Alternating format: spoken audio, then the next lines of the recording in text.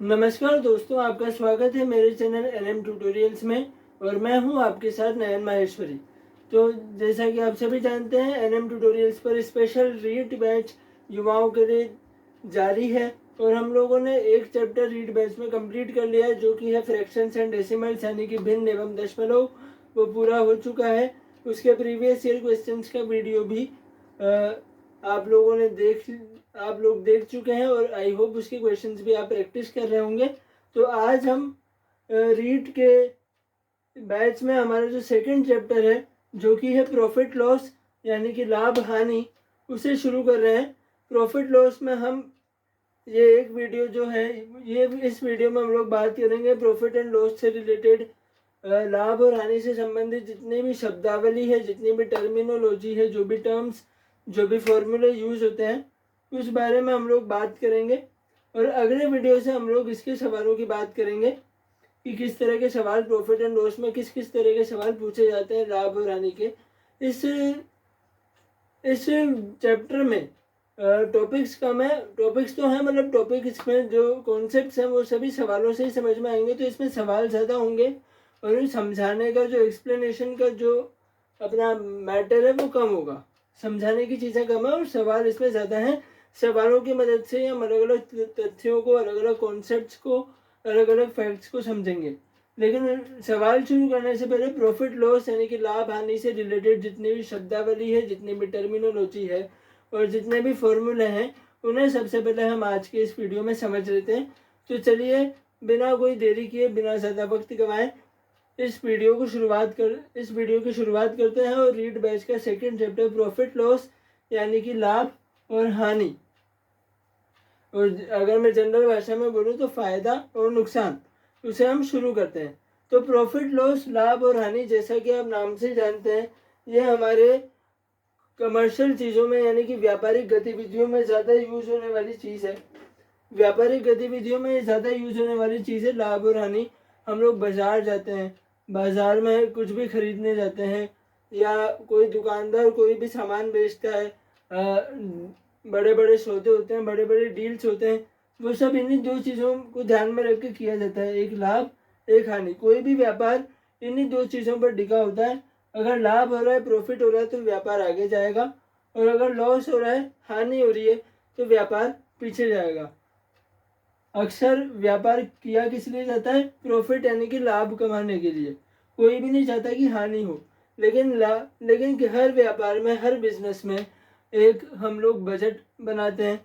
हर monthly budget होता है, जिसमें हम लोग मंथली रिकॉर्ड होता है, बेसिकली हर महीने एक मासिक रिकॉर्ड होता है, जिसमें हम लोग देखते हैं कि उस महीने में हमारा कितनी चीज़ें की सेल्स हुई, कितनी चीज़ें बेची गई, कितनी चीज़ें खरीदी गई, बड़ी कंपनीज में कितने ऑर्डर्स आए, कितने ऑर्डर्स पूरे हुए, कितना माल का नुकसान हुआ, कितना पैसों का लाभ हुआ, कितनी हानि हुई, वो सब हम एक मासिक रिकॉर्ड में देखते हैं। तो उसी सब से रिलेटेड हमारे पास ये चैप्टर है लाभ और हानि, जो कि व्यापारिक गतिविधियों से पूरी तरह से संबंधित है। तो सबसे पहले हम लोग इसमें पढ़ लेते हैं कि व्यापारिक गतिविधियों से जुड़े जो कॉमन शब्द हैं, जो कॉमन चीज़ें व्यापारिक गतिविधियों में, बिजनेस में प्रॉफिट एंड लॉस यानी लाभ और हानि से संबंधित जो भी शब्दावली है, जो भी टर्म्स हैं, जो भी फॉर्मूलाज हैं मैथ्स में, वो कैसे हैं, वो क्या क्या है, और वो क्या क्या है, उसके बारे में हम लोग अब चर्चा कर लेते हैं।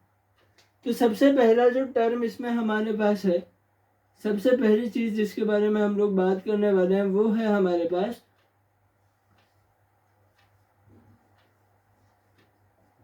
Cost price. कॉस्ट प्राइस, सबसे पहला जो शब्द हमारे पास आया वो है कॉस्ट प्राइस। इसको मैं शॉर्ट में लिख देता हूँ सीपी। और हिंदी में हम इसे क्या कहेंगे? हिंदी में हम इसे कहेंगे क्रय मूल्य। कॉस्ट प्राइस यानी कि क्रय मूल्य। पहला जो टर्म हमारा यूज होता है कॉस्ट, प्रॉफिट एंड लॉस से रिलेटेड, वो क्या है हमारा? कॉस्ट प्राइस यानी कि क्रय मूल्य, यानी कि सीपी। शॉर्ट में हम क्या लिखेंगे इस चैप्टर में? सीपी। आगे वाले वीडियोस में जब भी मैं सीपी लिखूं तो आप समझ जाइएगा कि मैं कॉस्ट प्राइस यानी कि क्रय मूल्य की बात कर रहा हूँ। तो कॉस्ट प्राइस यानी क्रय मूल्य क्या होता है? किसी भी व्यापार में क्या होता है, चीज़ों को खरीदा जाता है और बेचा जाता है। तो हर व्यापार में जनरली तो हम खरीदते भी क्यों है? कोई भी व्यापारी, जैसे कोई अगर छोटा दुकानदार है, वो होलसेलर से सामान क्यों खरीदता है? आगे बेचने के लिए।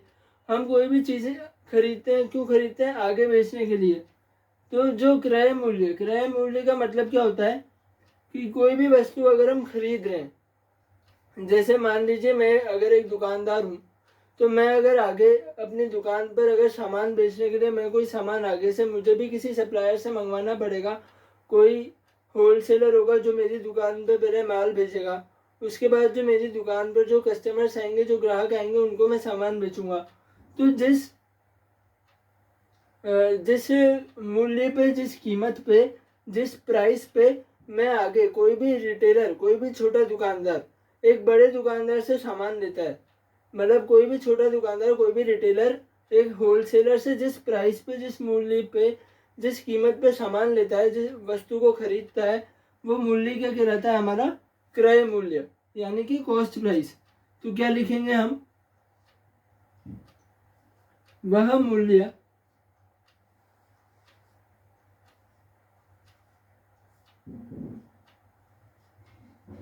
जिस पर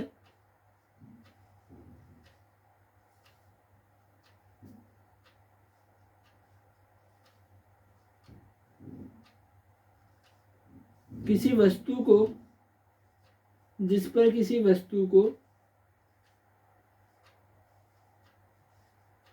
खरीदा जाता है।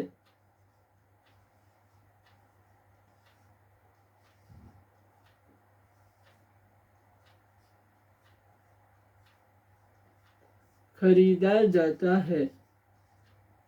वह मूल्य जिस पर किसी वस्तु को खरीदा जाता है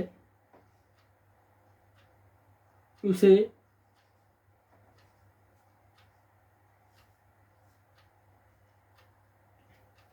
क्रय मूल्य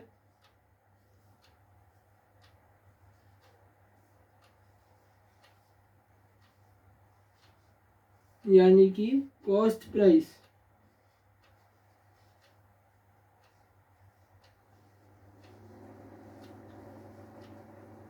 कहते हैं।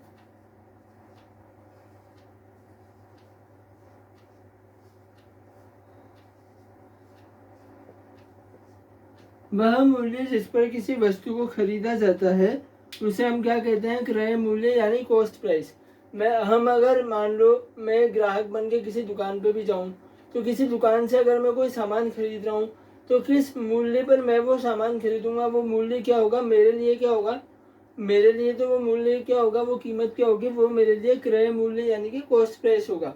जबकि दुकानदार के लिए वो क्या होगा? दुकानदार के लिए वो विक्रय मूल्य होगा, सेलिंग प्राइस होगा। लेकिन मेरे लिए, मैं अगर ग्राहक हूँ, मैं दुकानदार से सामान खरीद रहा हूँ, तो मेरे लिए वो मूल्य क्या होगा? जिस रेट पे, जिस कीमत पे मैंने सामान खरीदा, वो कीमत मेरे लिए, ग्राहक के लिए क्या होगी? कॉस्ट प्राइस यानी कि क्रय मूल्य।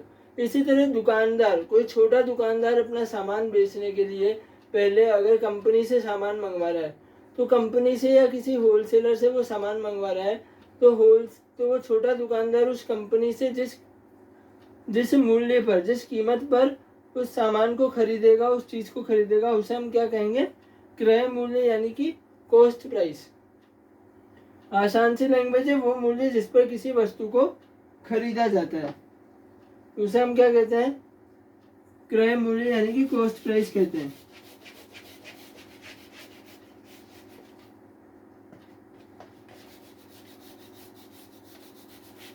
अब हम बात करते हैं अगले टर्म की। अगला वर्ड हमारे पास कौन सा आता है? अगला वर्ड हमारे पास आता है सेलिंग प्राइस।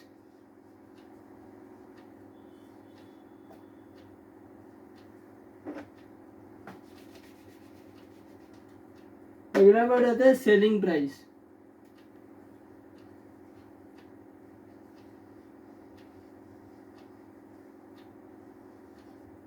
Selling price.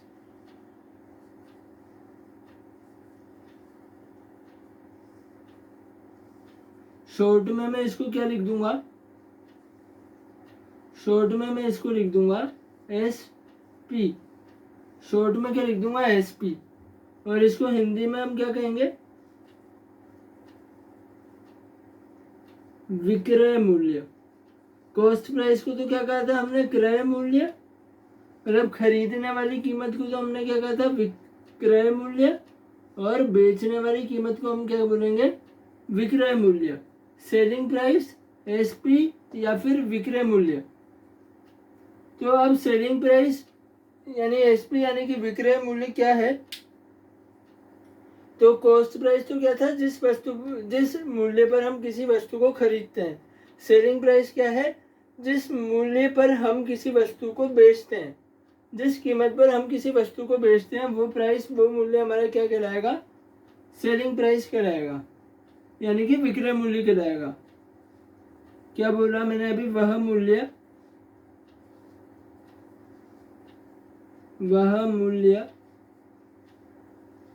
जिस पर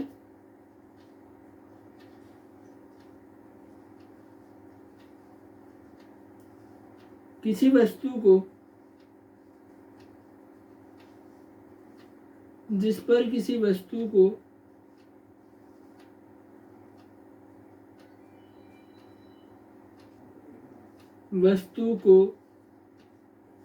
बेचा जाता है,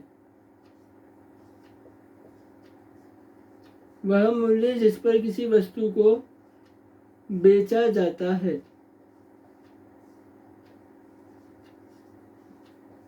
उसे विक्रय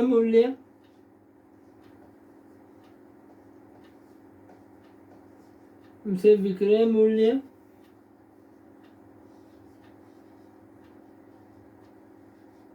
या क्या बोलेंगे, सेलिंग प्राइस।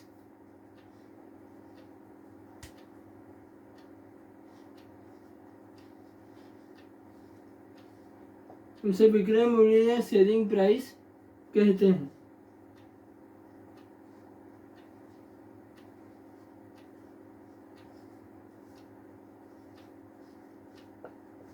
तो कॉस्ट प्राइस यानी क्रय मूल्य क्या था हमारे पास, वह मूल्य जिस पर किसी वस्तु को हम खरीद रहे थे वो तो क्या था, क्रय मूल्य यानी कि कॉस्ट प्राइस, और सेलिंग प्राइस क्या है, विक्रय मूल्य। जिस पर किसी वस्तु को बेचा जाता है वो कौन सा मूल्य होता है हमारा, विक्रय मूल्य यानी कि सेलिंग प्राइस। अब बात करते हैं इन दो शब्दों की जो चैप्टर के नाम में हमारे पास दिए हुए हैं, यानी कि प्रॉफिट और लॉस। प्रॉफिट और लॉस। तो तीसरा हमारा वर्ड क्या है, तीसरा हमारा कौन सा शब्द है इसमें, प्रॉफिट।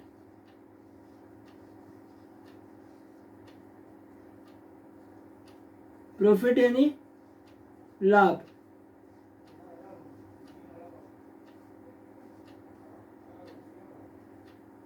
प्रॉफिट यानी लाभ। तीसरा शब्द कौन सा है, प्रॉफिट यानी लाभ। तो प्रॉफिट क्या होता है, लाभ क्या होता है, लाभ का मतलब अगर हम बोले फायदा, लाभ को अगर और अच्छे से हम बोले आज की भाषा में जैसे बोलते हैं फायदा, तो फायदा क्या, प्रॉफिट क्या, लाभ क्या। तो हम इसे भी व्यापार के टर्म्स में समझते हैं। सपोज आपने कोई सामान खरीदा, आप दुकानदार हो और आपने कोई सामान खरीदा 50 रुपए में, आगे से आप कोई सामान लाए बेचने के लिए, आपके वो चीज़ पड़ी 50 रुपए में। मान लीजिए कोई अगर तेल की बोतल है, ऑयल की बोतल है, वो ऑयल की छोटी सी बोतलें आती है तेल की, तो वो अगर मान लीजिए 50 रुपए की तेल की बोतल लेकर आए दुकान पे और आपने उस तेल को बेचा आगे 60 रुपए में या 70 रुपए में आपने बेचा, तो क्या हुआ आपका, मान लीजिए आपने 50 रुपए की बोतल खरीदी और आपने 70 रुपए में उसे बेचा, तो क्या हुआ आपका, तो क्या हुआ, आपने 20 रुपए ज़्यादा में बेचा। आपका क्रय मूल्य, खरीदी का मूल्य तो क्या था, खरीदी का मूल्य तो क्या था 50 रुपए, और बेचने का क्या था 70 रुपए।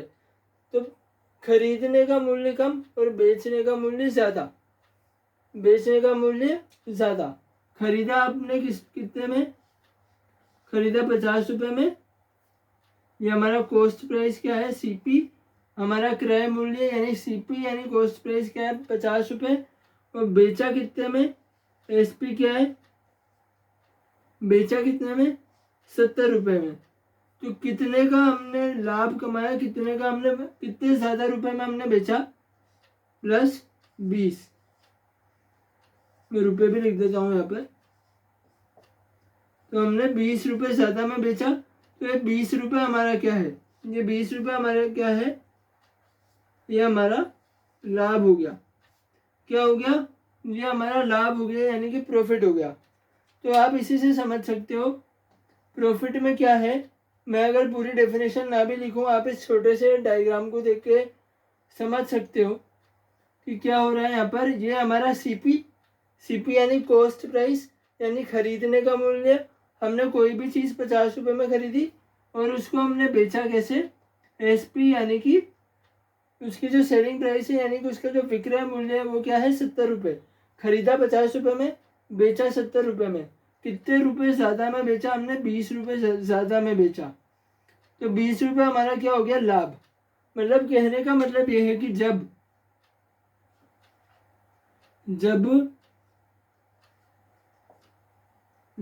एसपी, एक मिनट,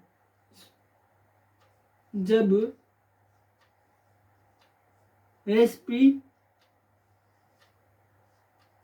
ग्रेटर देन सीपी, तो क्या होता है, तब लाभ होता है।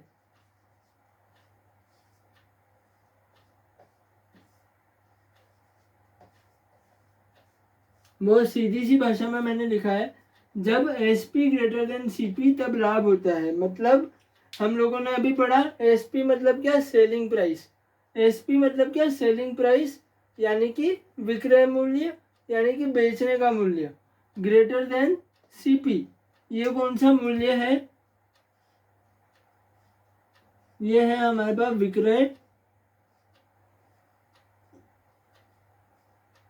विक्रय का मूल्य। और ये कौन सा है, ये है क्रय का मूल्य। जब विक्रय का मूल्य यानी कि बेचने का मूल्य हमारे खरीदने के मूल्य से ज़्यादा हो, कम कीमत में खरीदा, ज़्यादा कीमत में बेच दिया, तब क्या होता है हमारे पास, तब होता है लाभ। और लाभ, इसको हम क्या बोलते हैं, प्रॉफिट। इंग्लिश में क्या बोलते हैं, प्रॉफिट। तो इस प्रॉफिट को मैं कैसे लिख सकता हूँ, प्रॉफिट को मैं पी से लिख सकता हूँ, क्योंकि प्रॉफिट का पहला अक्षर पी है, तो हम इसे पी से यहाँ पे दर्शाएंगे। और लाभ निकालने का हमारे पास सूत्र क्या है, लाभ का सूत्र, लाभ का सूत्र क्या हो जाएगा हमारे पास, लाभ का सूत्र क्या हो जाएगा। अगर सवाल में वो हमसे पूछ रहे कि कितना लाभ हुआ, तो सूत्र क्या है लाभ का, कैसे निकालेंगे लाभ हम।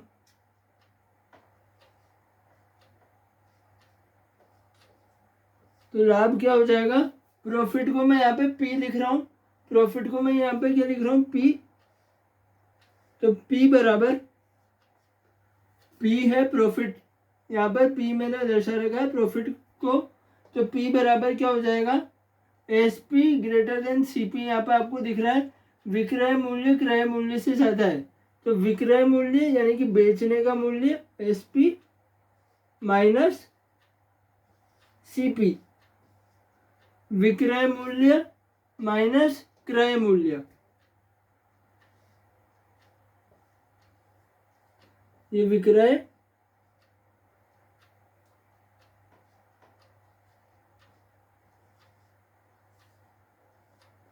और ये वाला कौन सा, क्रय।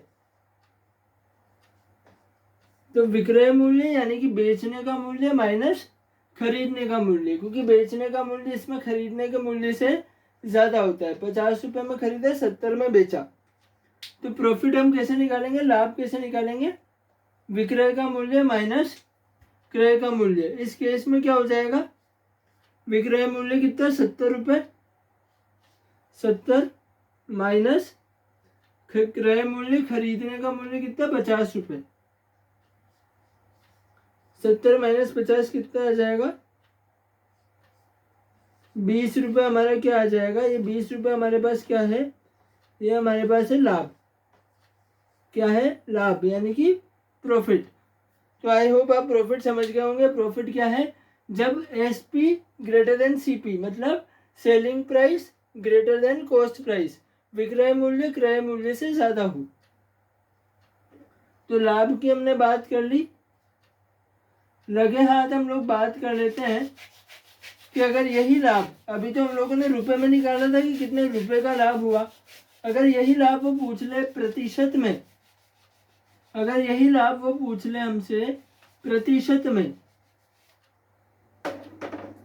प्रॉफिट परसेंटेज, प्रॉफिट परसेंट, अगर वो पूछ रहे हमसे प्रॉफिट परसेंट, प्रतिशत में कितना लाभ हुआ,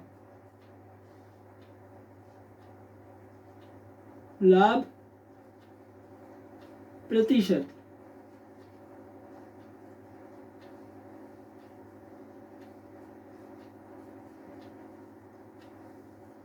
अगर वो पूछ रहे कि प्रतिशत में आपको कितना लाभ हुआ, प्रतिशत में निकाल के बताइए, परसेंटेज में निकाल के बताइए कि प्रॉफिट कितना हो रहा है, लाभ कितना हो रहा है।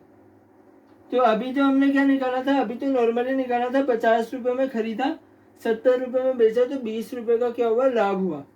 तो अब प्रॉफिट का परसेंटेज, यानी कि लाभ का प्रतिशत, अब उसी को अगर हमें प्रतिशत में निकालना है तो कैसे हम लोग निकालेंगे।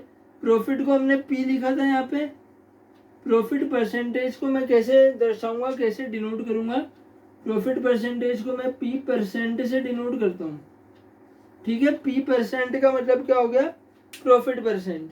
प्रॉफिट को हमने पी लिखा था, प्रॉफिट परसेंट को क्या लिख रहे हैं, P percent.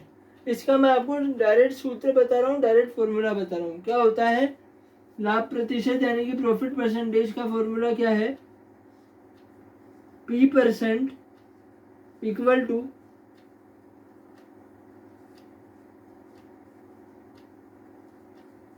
Profit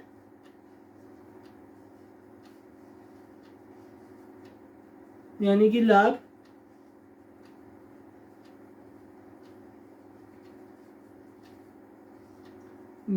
upon cost price upon CP, यानी कि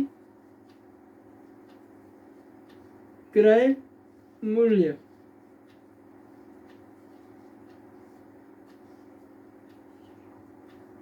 profit upon CP, profit upon CP, लाभ बटा क्रय मूल्य इंटू 100। क्या होता है हमारा प्रॉफिट परसेंट का फॉर्मूला, हमारा प्रॉफिट परसेंट का फॉर्मूला क्या होता है, प्रॉफिट यानी कि लाभ बटा सीपी यानी कि क्रय मूल्य इंटू 100। प्रॉफिट परसेंट क्या होता है हमारा, प्रॉफिट यानी कि लाभ बटा सीपी यानी कि क्रय मूल्य, कितने क्रय मूल्य पर कितना लाभ हो रहा है, इंटू 100। अगर हम उसी एग्जाम्पल को फिर से देखें तो हमारा सीपी क्या था, सीपी था 50 रुपये, एसपी क्या था 70 रुपये, लाभ कितना हुआ 20 रुपये। अब अगर हमें इसी का प्रॉफिट परसेंट निकालना है तो प्रॉफिट परसेंट में कैसे निकालूंगा, तो यहाँ पर देखिए यही वाला फॉर्मूला हम लगाएंगे। प्रॉफिट परसेंट क्या आ जाएगा, पी परसेंट बराबर क्या लिख रहा है, प्रॉफिट यानी कि लाभ, लाभ कितना हुआ 20 रुपये, तो 20 बटा सीपी यानी कि क्रय मूल्य, यानी जिस कीमत पर वस्तु को खरीदा गया वो मूल्य, कौन सी है 50 रुपये, 20 बटे 50 इंटू 100। तो इसको जब सॉल्व करेंगे 50 से 100 कट गया दो बार आंसर कितना, 50 से 100 कट गया दो बार, आंसर कितना आ गया 20 इंटू 2 40%।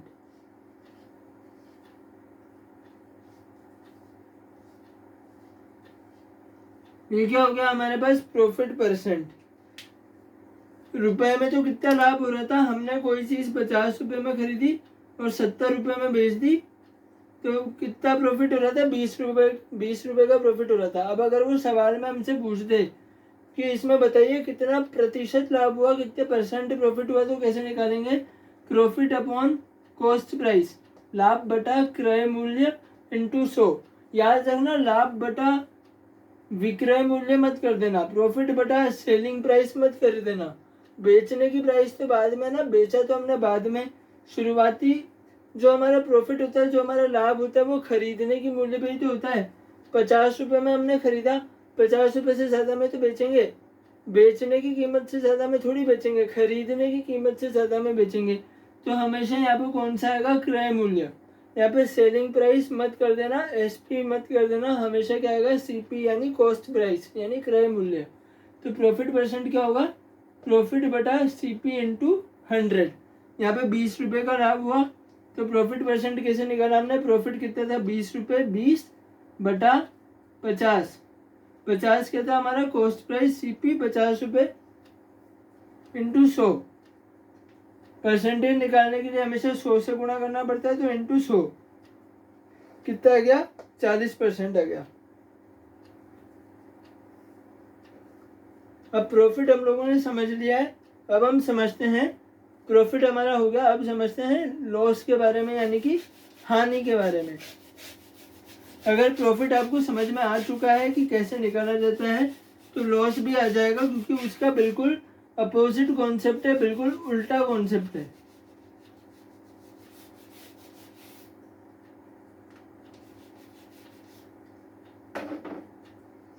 उसका बिल्कुल उल्टा कॉन्सेप्ट है।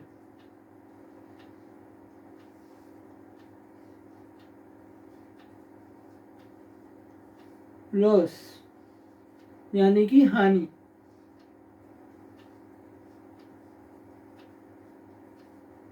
और लॉस को मैं काई से दर्शाऊंगा, यहाँ पर प्रॉफिट को पी से दर्शाया था, लॉस को काई से दर्शा देंगे, एल से। ठीक है, मैं इधर लिख देता हूँ इस एल को, लॉस को हम काई से दर्शा देंगे, एल से।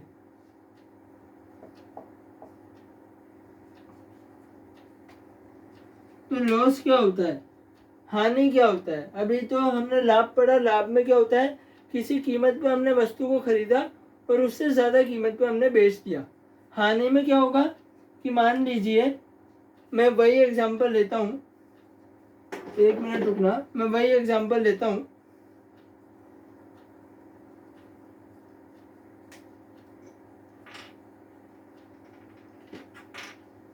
मान लीजिए उसी कोई वस्तु की कॉस्ट प्राइस यानी कि सीपी क्या है हमारे पास, 50 रुपए।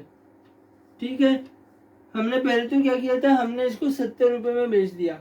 लेकिन मान लीजिए हमारे कोई रिश्तेदार आ गए, जिनसे हम लोग ज़्यादा पैसे नहीं लेते। बहुत बार होता है, हम लोग व्यापार में भी व्यवहार भी बना के चलते हैं कुछ लोगों से, कुछ लोगों को हमें कम में देना पड़ता है, क्योंकि वो हमारे जान पहचान वाले हैं, मदद करते हैं।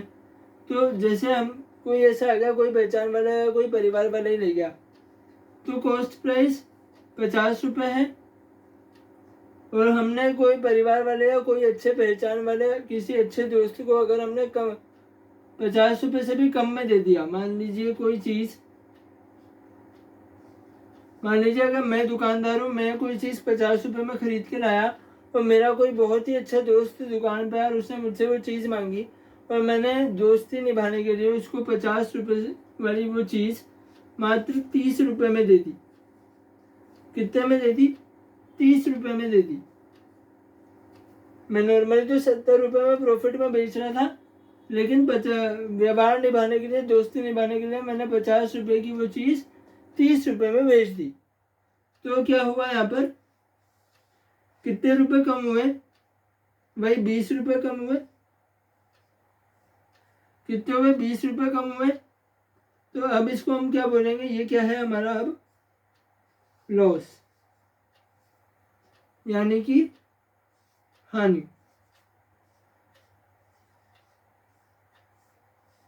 ये क्या है हमारा लॉस यानी हानि। कॉस्ट प्राइस 50 रुपए, सेलिंग प्राइस 30 रुपए। तो यहाँ से हमें क्या पता लग रहा है कि जब उसमें तो क्या था, उसमें था SP ग्रेटर देन CP। इसमें क्या हो रहा है, CP ग्रेटर देन SP। खरीदने का मूल्य बेचने के मूल्य से ज्यादा है। खरीदने का मूल्य बेचने के मूल्य से ज्यादा है। 50 रुपए में खरीदा लेकिन 30 रुपए में ही बेचना पड़ा। तब क्या होता है,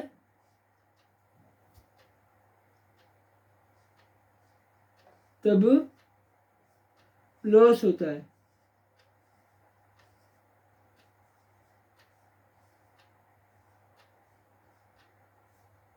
तब लॉस होता है, यानी कि क्या होता है, तब हानि होती है।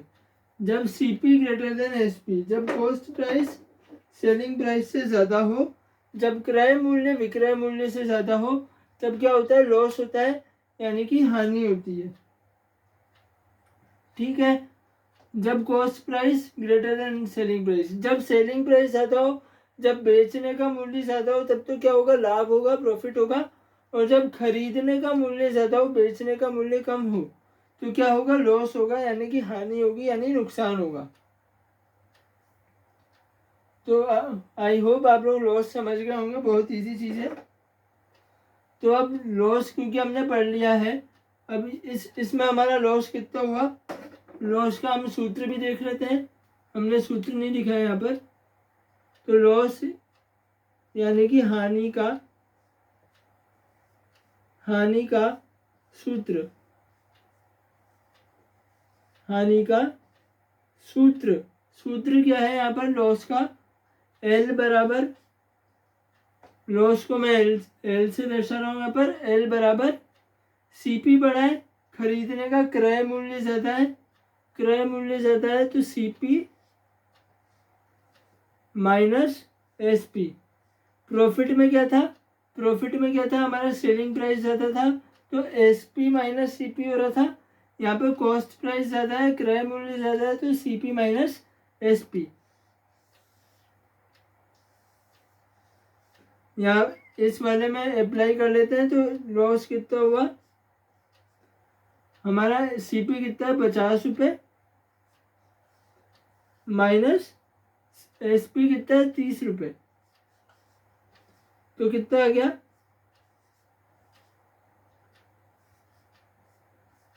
20 रुपये हमारा क्या आ गया, लॉस आ गया, यानी कि हानि आ गई। तो अब क्योंकि हम लॉस समझ चुके हैं तो अब बात लगे हाथ ही बात कर लेते हैं लॉस परसेंटेज की। ये तो रुपए में आ गया, रुपए में आ गया हमारा लॉस, हमारी हानि रुपयों में आ गई। अब प्रतिशत में, परसेंटेज में कैसे निकालते हैं लॉस को, तो वो देख लेते हैं।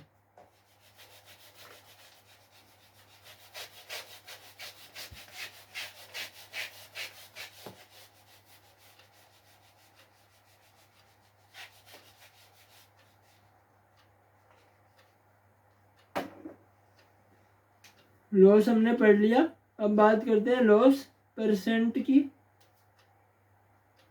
L% यानी कि हानि प्रतिशत।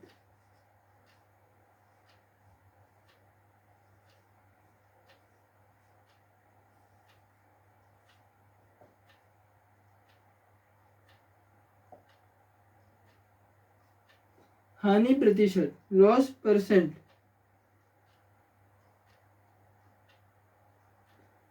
तो हानि प्रतिशत अभी हमने क्या निकाला था, अभी तो हमने वो निकाला था, रुपए में लॉस निकाला था।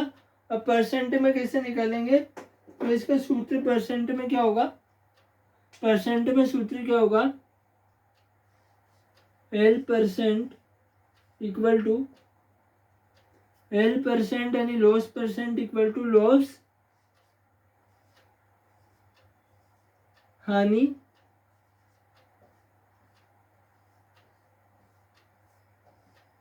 बटा CP यानी कि क्रय मूल्य।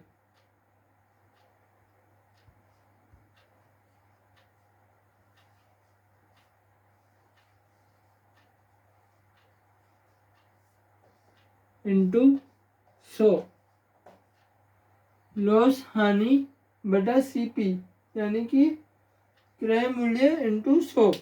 अब आप लोग ये मत सोच लेना कि भाई यहाँ पे जब प्रॉफिट परसेंट था तब क्या आया था, प्रॉफिट परसेंट में ऊपर प्रॉफिट आया था यानी कि लाभ आया था और नीचे सीपी इंटू 100, और लॉस परसेंट में क्या आ जाएगा, ऊपर लॉस यानी हानि upon CP into 100।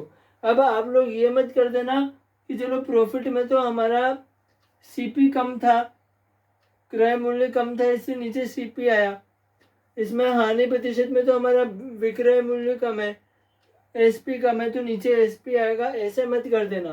Profit percent का फॉर्मूला हो या लॉस परसेंट का फॉर्मूला हो, दोनों में हर में यानी डिनोमिनेटर में क्या आएगा, हर में क्या आएगा, डिनोमिनेटर में क्या आएगा, सीपी यानी कि क्रय मूल्य। बस ऊपर चेंज होगा, अगर प्रॉफिट परसेंट है तो प्रॉफिट यानी लाभ, और लॉस परसेंट है तो लॉस यानी हानि। अभी जो हमने एग्जाम्पल लिखा था जिसमें हमारा सीपी तो क्या था 50 रुपये और एसपी हमारा क्या था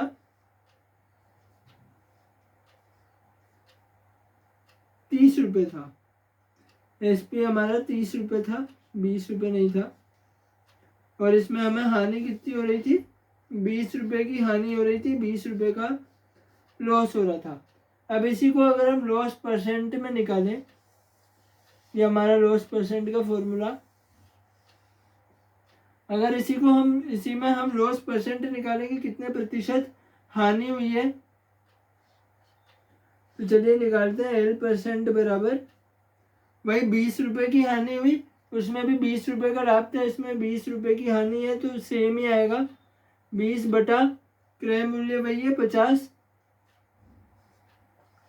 इंटू 100, फिर वही आ जाएगा 50 से 100 कटेगा, कितना आ जाएगा, ये 2 बार कटा, कितना आ जाएगा 40%। तो उसमें क्या हो रहा था, हमारे पास प्रॉफिट परसेंट में हमारे पास 40% का लाभ हो रहा था, और इसमें क्या हो रहा है 40% का की हानि हो रही है, 40% का नुकसान हो रहा है। तो आई होप आप प्रॉफिट और लॉस परसेंट समझ गए हैं। तो अब आगे बढ़ते हैं और बात करते हैं अगले टर्म की।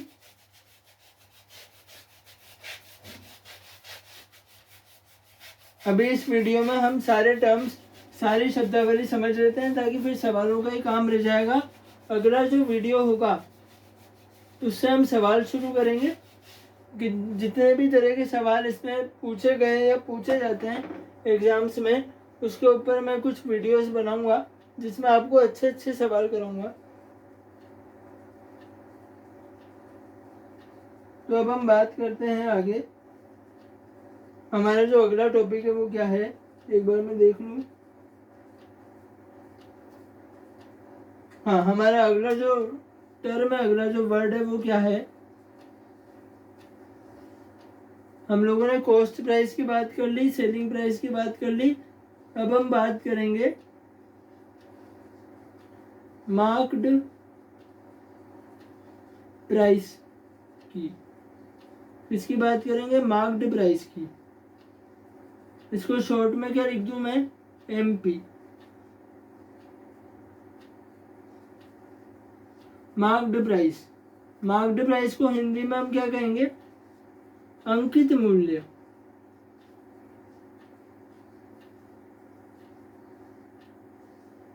मार्क्ड प्राइस यानी कि अंकित मूल्य।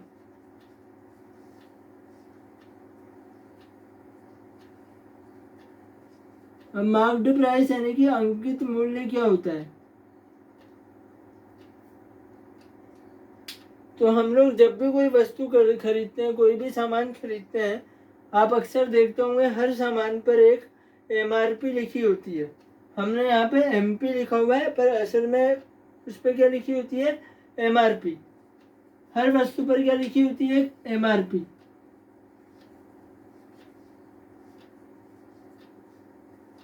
क्या होती है, एमआरपी। एमआरपी का पूरा नाम क्या है, मैक्सिमम, मैक्सिमम, मैं मैक्स लिख रहा हूं, maximum retail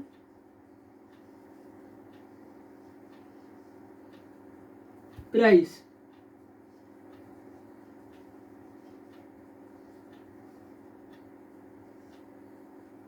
maximum retail price यानी कि हिंदी में अगर बोलें अधिकतम अधिकतम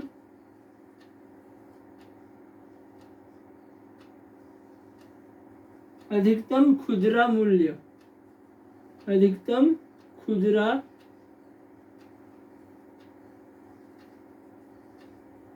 अधिकतम खुदरा मूल्य।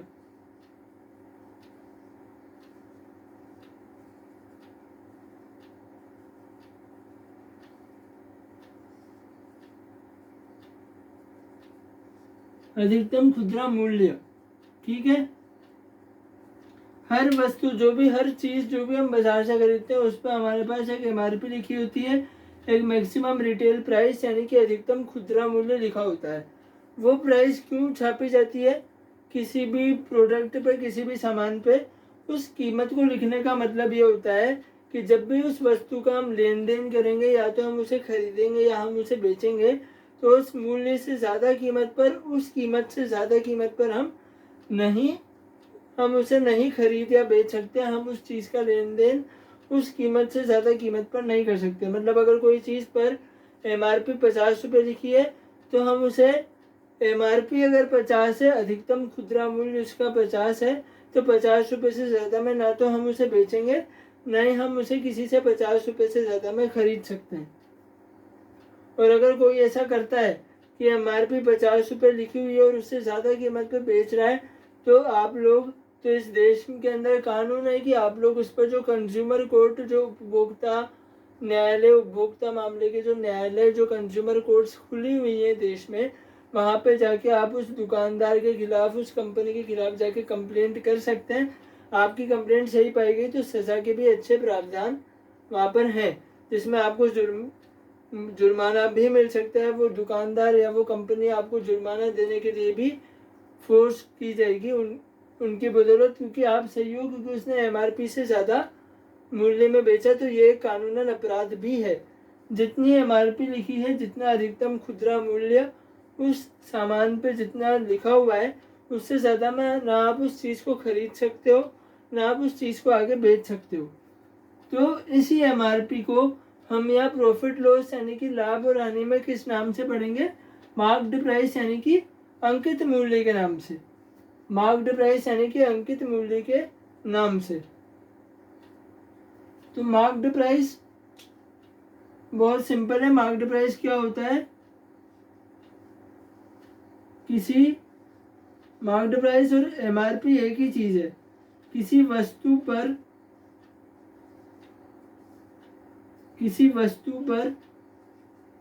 अंकित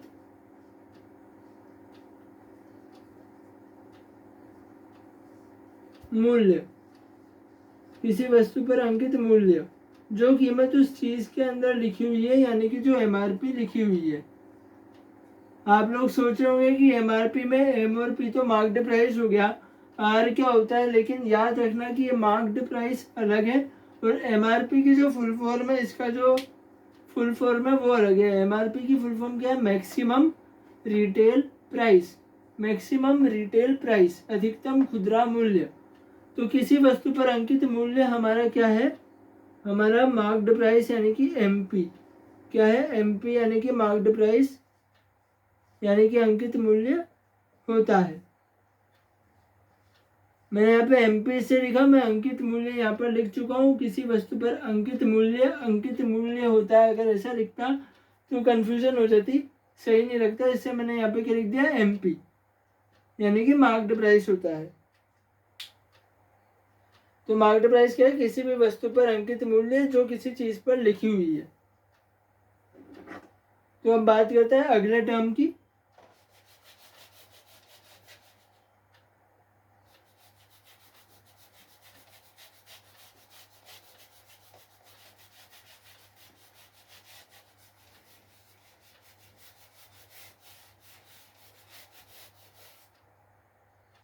अब बात करते हैं अगले टर्म की। तो अगला शब्द, अगली टर्म मतलब अगला शब्द जो इस संदर्भ में हमारे पास है वो क्या है? अगली टर्म कौन सी है? डिस्काउंट।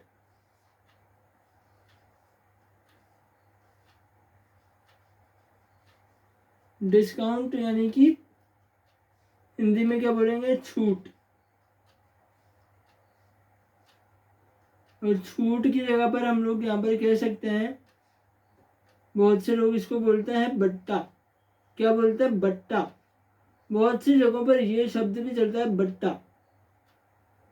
कितना बट्टा दोगे, कितनी छूट दोगे, कितना डिस्काउंट दोगे।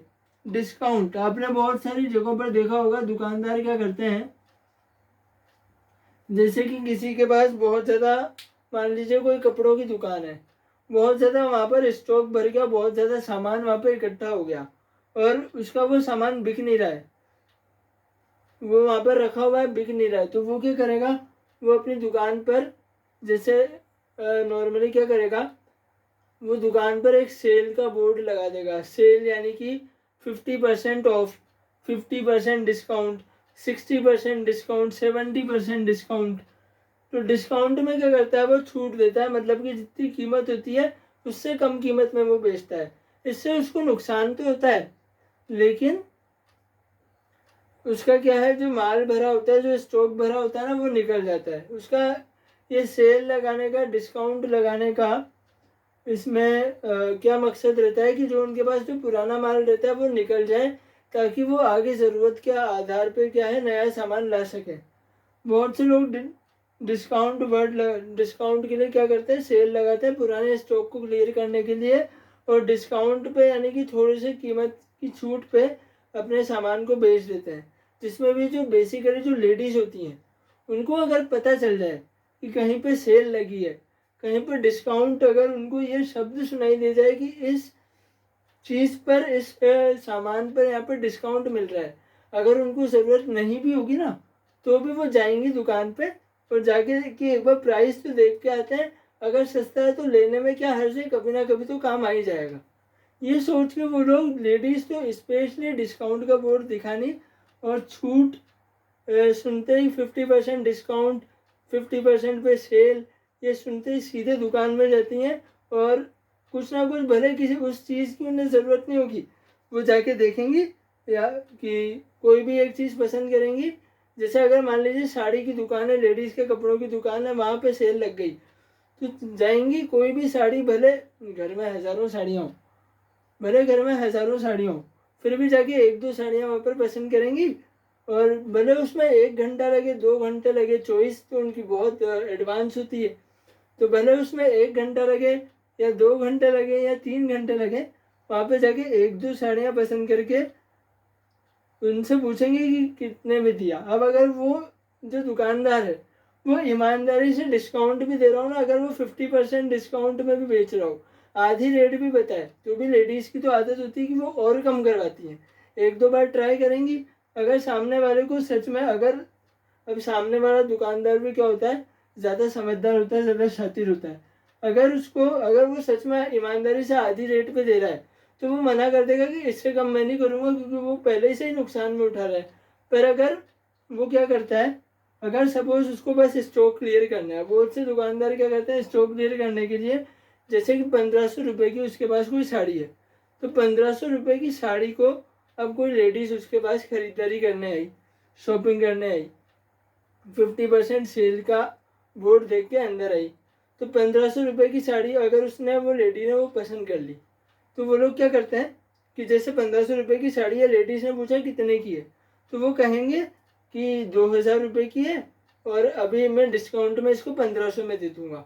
उसकी ओरिजिनल रेट तो 1500 ही होती है, पर वो क्या करते हैं कि 2000 पर वो ज़्यादा बता देते हैं कि 2000 रुपये की है और कि अभी मैं इसको 1500 में दे दूँगा। उसकी ओरिजिनल रेट 1500 रुपये देती है, पर लेडीज़ को, जो कस्टमर्स हैं, उनको थोड़ी ये बात पता है।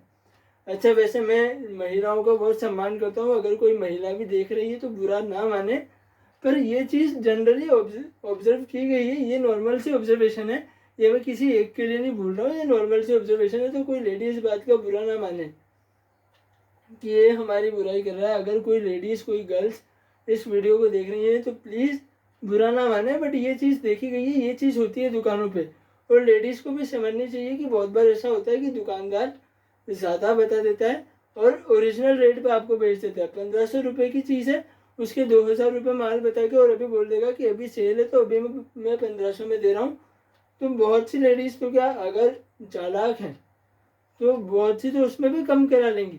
फिर दुकानदार के पास ऐसा ऑप्शन नहीं रह जाएगा कि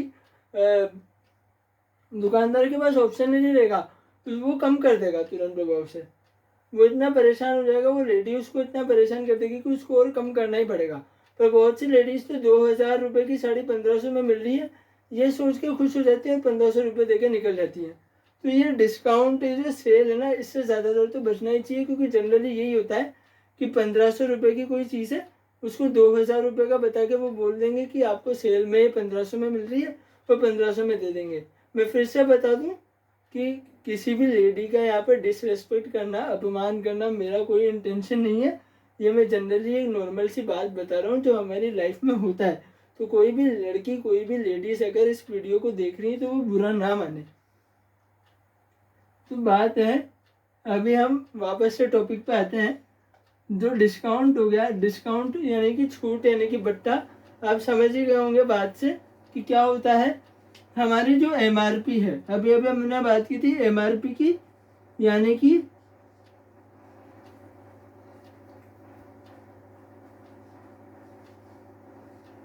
मार्क्ड प्राइस की, यानी कि अंकित मूल्य की हम लोगों ने बात करी थी।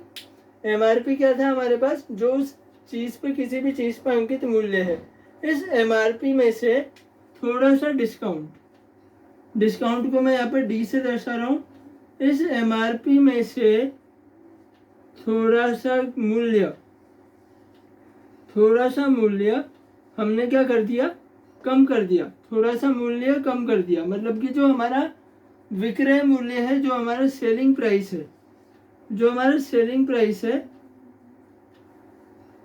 मान लीजिए हम कोई चीज़ अगर अंकित मूल्य पे दे रहे हैं, कोई चीज़ 50 रुपये की, हम उसे 50 रुपये में दे रहे हैं और हमने डिस्काउंट में उसको 30 रुपये में दे दिया, मतलब 50 रुपये की जगह 30 रुपये में दे दिया। तो हमने क्या करा, सेलिंग प्राइस में से थोड़ा सा हम लोग उस प्राइस को क्या करते हैं, कम कर देते हैं। सेलिंग प्राइस में से भी वो प्राइस कम हो जाती है, मतलब कि जो सेलिंग प्राइस होती है इसमें, अगर मैं ठीक से बोलूँ तो वो क्या होगी, less than MP. SP selling price less than MP, selling price less than marked price, selling price less than marked price. विक्रय मूल्य जो होता है हमारा, वो अंकित मूल्य से कम होता है। ठीक है, मान लीजिए कोई चीज़ 50 रुपये की है, लेकिन हमें वो चीज़ अगर निकालनी है तो हम क्या करेंगे, उसको अगर वो चीज़ बहुत समय से बिक नहीं रही है तो हम लोग क्या करेंगे, बस उस माल को निकालने के लिए, उस चीज़ को, उस प्रोडक्ट को निकालने के लिए, ताकि स्टॉक को क्लियर करने के लिए, उसको हम क्या करेंगे, जो उसकी सेलिंग प्राइस है, जो उसका विक्रय मूल्य है, मान लीजिए विक्रय मूल्य क्या है, 50 रुपये।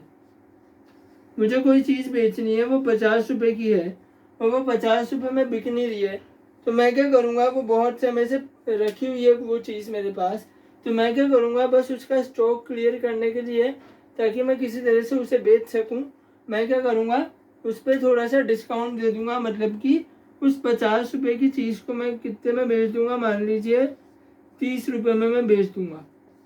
तो मैंने कितना डिस्काउंट दिया, मैंने डिस्काउंट दे दिया 20 रुपये का। कितना डिस्काउंट दे दिया मैंने, 20 रुपये का। कितनी छूट दे दी मैंने, 20 रुपये की। तो हमारा जो डिस्काउंट, हमारा डिस्काउंट हम लोग कैसे निकालते हैं, कितने का डिस्काउंट दिया, कितने की छूट हमने दी। छूट क्या होती है, जब भी हम, यहाँ पे मैं लिख देता हूँ,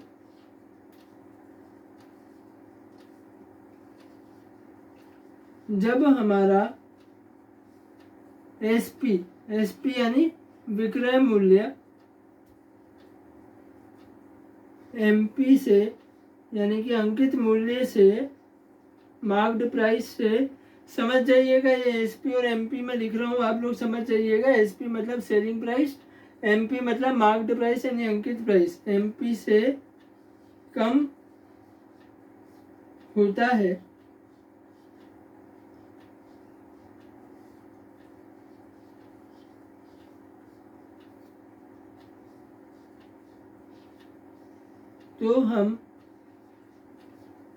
तो हम 1 मिनट रुकिए, मुझे मार्कर चेंज करने दीजिए। तो हम कह सकते हैं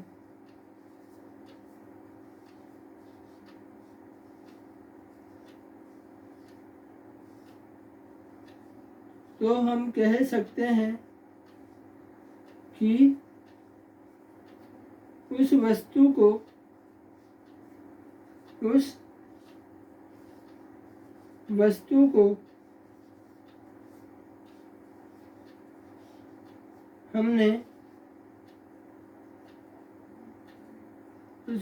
को हमने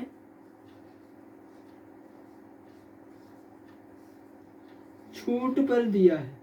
छूट मतलब डिस्काउंट पर दिया है।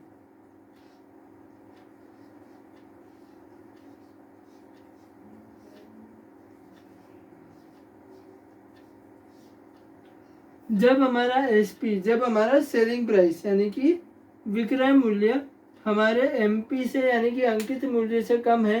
अंकित मूल्य हमारा मैंने शायद यहाँ पर उल्टा लिख दिया। I am sorry.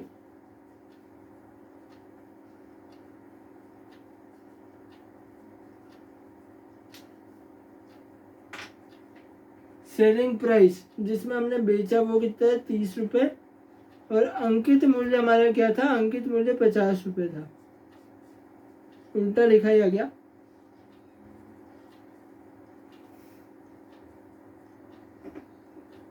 Selling price 30 रुपये और मार्क्ड प्राइस हमारा क्या है, 50 रुपये। किसी चीज़ पर हमारा जो मार्क्ड प्राइस है, हमारा जो अंकित मूल्य है वो क्या है, 50 रुपये है। और उसका विक्रय मूल्य उसको हमने कितने में बेच दिया, हमने 30 रुपये में बेच दिया। तो selling price less than MP. जब हमारा एसपी यानी कि सेलिंग प्राइस एमपी से कम होता है, यानी कि मार्क्ड प्राइस यानी कि अंकित मूल्य से कम होता है, तो हम कह सकते हैं कि उस वस्तु को हमने छूट पे दिया है यानी कि डिस्काउंट पे दिया है। ठीक है। तो अब डिस्काउंट को हम लोग कैसे कैलकुलेट करते हैं, इसका सूत्र क्या है,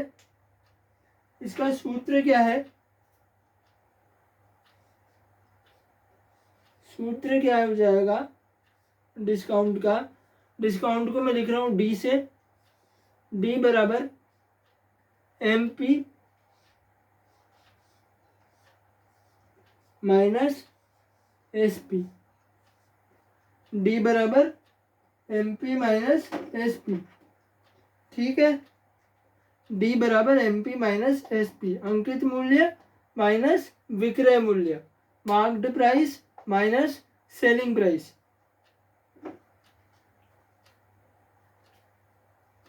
तो अब क्योंकि हम लोग डिस्काउंट पढ़ चुके हैं, तो ये तो हमारा कितना आ गया, ये तो 20 रुपये, ये रुपये में आ गया डिस्काउंट। अब डिस्काउंट की परसेंटेज डिस्काउंट को हम परसेंटेज में कैसे निकालेंगे, तो वो देख लेते हैं अब।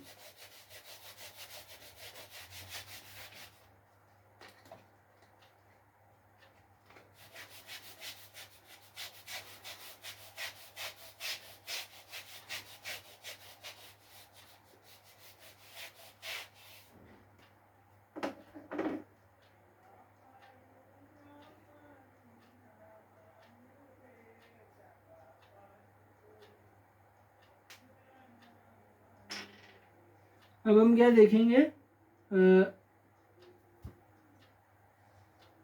Discount percent. ठीक है।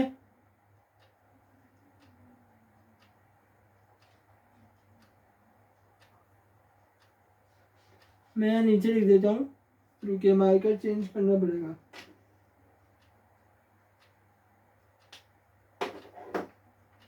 यहाँ नीचे लिख देता हूँ डिस्काउंट परसेंट। ठीक है। डिस्काउंट परसेंट हम लोग देखने वाले हैं, यानी कि डी परसेंट। डिस्काउंट को हमने डी से लिखा था, अब देखते हैं डी परसेंट। तो परसेंटेज में हम डिस्काउंट कैसे निकालते हैं, परसेंटेज में डिस्काउंट निकालने का हमारे पास क्या सूत्र है, डी परसेंट बराबर डी यानी कि हमारी छूट बटा एमपी।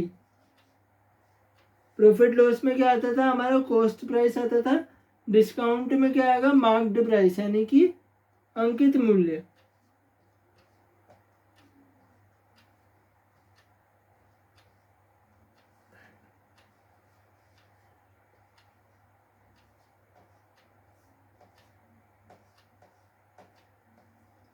इंटू 100, ठीक है, परसेंट निकाल रहे हैं तो इंटू 100 होगा, ठीक है।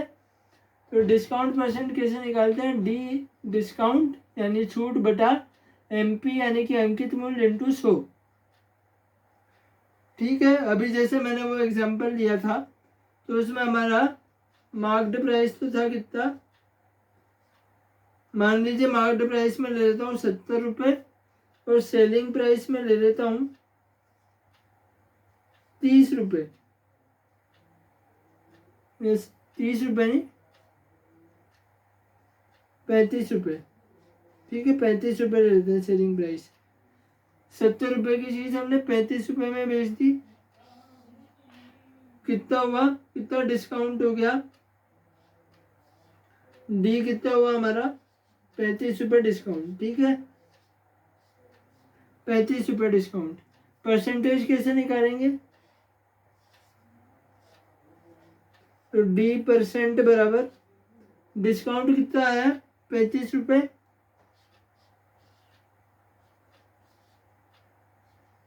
35 रुपये बटा मार्क्ड प्राइस अंकित मूल्य कितना 70 रुपये इंटू 100। तो इसको अगर सॉल्व करें 35 से 70 काटा 2 बार, 1/2 और 2 से 100 काटा, तो कितना आंसर आ गया यहाँ पे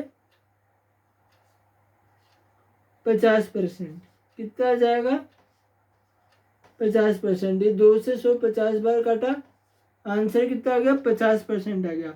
तो इस कंडीशन में जब हमारे पास अंकित मूल्य 70 रुपये था और हमारे पास विक्रय मूल्य 35 रुपये था, तो कितना हो गया हमारे पास डिस्काउंट परसेंट कितना निकला 50% निकला।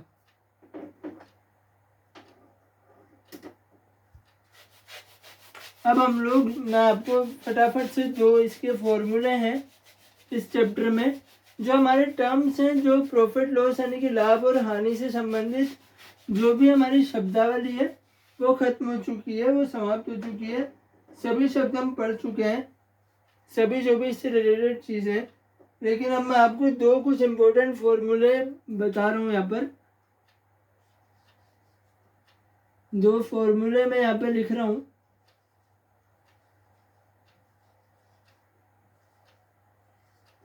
वो एक बार आप लोग देख लीजिएगा वो फॉर्मूले क्या है। रिलेशंस हैं जो हमारे cost price, selling price, discount, इन सब के बीच में क्या संबंध है, वो संबंध वाले जो सूत्र है हमारे पास, जो फॉर्मूला है हमारे पास, तो उनमें पहला सूत्र हमारे पास कौन सा है, पहला सूत्र है सीपी एसपी तथा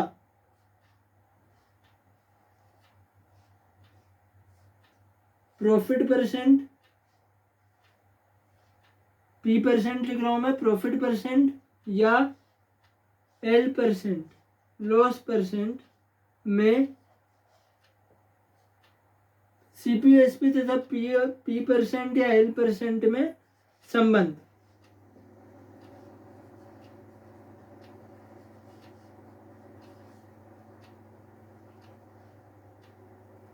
सीपी एसपी तथा पी परसेंट या एल परसेंट में संबंध। तो क्या है ये संबंध, तो संबंध है सीपी बराबर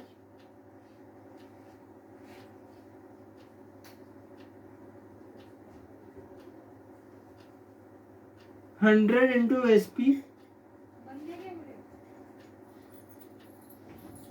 सीपी बराबर 100 इंटू एसपी बटा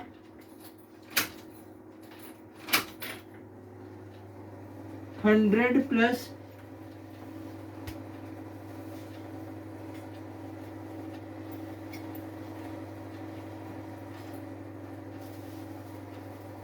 P%। CP बराबर 100 इंटू SP बटा 100 प्लस P% या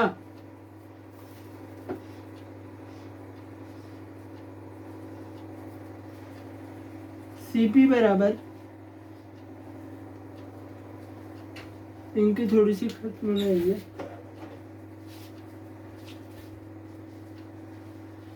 CP बराबर 100 इंटू SP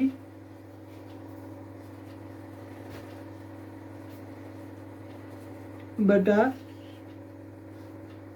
100 माइनस L%।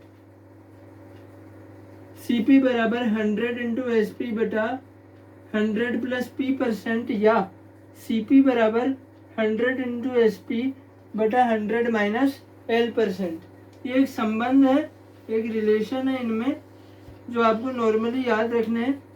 इससे रिलेटेड आपको जो सवाल आएंगे तो इनका किस तरह से यूज होता है वो सवालों में मैं बताऊंगा आगे वीडियोस में।